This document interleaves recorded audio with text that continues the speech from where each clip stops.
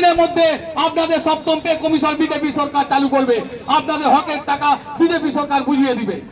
আর যে সমস্ত মায়েদেরকে এখন বিভ্রান্ত করছে তৃণমূলের চামচারা, আমি মায়েদের কাছে করজোড়ে নিবেদন করছি, মা কোনো চিন্তা নাই, আপনাদের বিজেপি সরকারে এলে আপনাদেরকে জুন মাস থেকে অর্থাৎ মে মাসের 4 মে ফল ঘোষণা হবে, আর জুন মাস থেকে আপনাদের অ্যাকাউন্টে 3000 করে লক্ষ্মীর ভান্ডার ঢুকে যাবে। কথা দিয়ে গেলাম। পথ চলতি মানুষ এখানে আছেন, প্রত্যেককে আমি গোঘাটের বিজেপির প্রার্থী প্রশান্ত দিগার জাতীয়তাবাদী গৌরিক অভিনন্দন, শ্রদ্ধা, সম্মান, নমস্কার জানাচ্ছি। আপনাদের কাছে এসেছি আপনাদের বাড়ির ছেলে হিসেবে, এই বদনগঞ্জেরই ছেলে। স্বাধীনতার পর প্রথম কোন রাজনৈতিক দল বদনগঞ্জ থেকে কাউকে প্রার্থী করেছে, তাই প্রত্যেকের কাছে আহ্বান করছি, আপনারা আপনাদের মূল্যবান ভোট পদ্ম ফুলে দিবেন।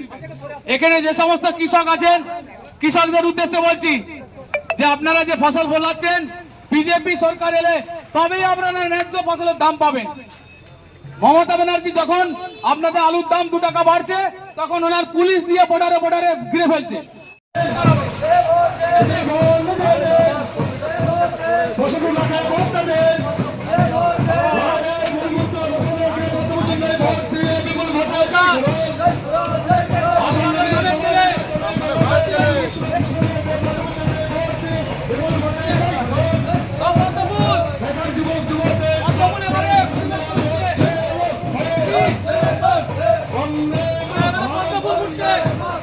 তাদের উদ্দেশ্যে বলছি, আপনারা আপনাদের যোগ্যতা অনুযায়ী চাকরির পরীক্ষা হবে, পরীক্ষায় বসবেন, 1 টাকা কাউকে ঘুষের বিনিময়ে চাকরি কোথাও করতে হবে না।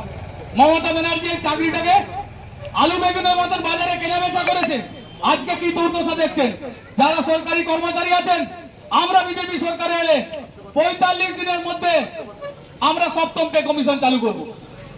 সেই সঙ্গে সঙ্গে এটাও সুনিশ্চিত করছি, যে সমস্ত মায়েরা লক্ষ্মীর ভান্ডার পান, তৃণমূলের লোকেরা অপপ্রচার করছে আমরা নাকি লক্ষ্মীর ভান্ডার বন্ধ করে দেবো। কথা দিচ্ছি, লক্ষ্মীর ভান্ডার বন্ধ করবো নি।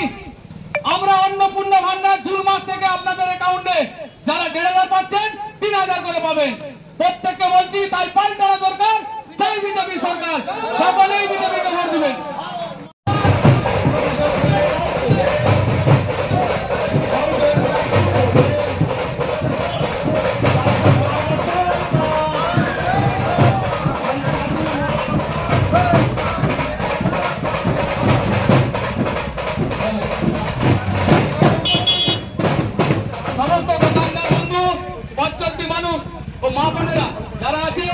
আমি গোঘাট বিজেপির প্রার্থী প্রশান্ত দিগার আপনাদেরকে জাতীয়তাবাদী গৌরিক অভিনন্দন জানাচ্ছি, শ্রদ্ধা, সম্মান, নমস্কার জানাচ্ছি।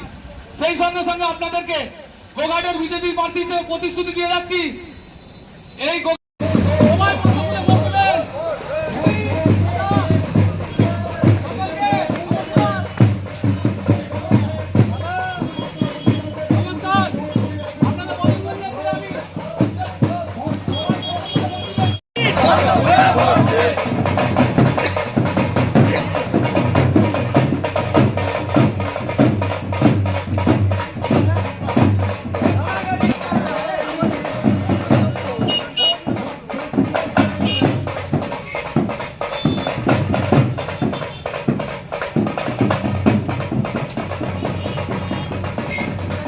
আমি বদনগঞ্জের ছেলে। প্রথমেই বলি যে গোঘাটে প্রার্থী হয়েছি ঠিকই, কিন্তু এই বদনগঞ্জের মাটিতে জন্ম হয়েছি, বড় হয়েছি, কর্মজীবনও বদনগঞ্জে।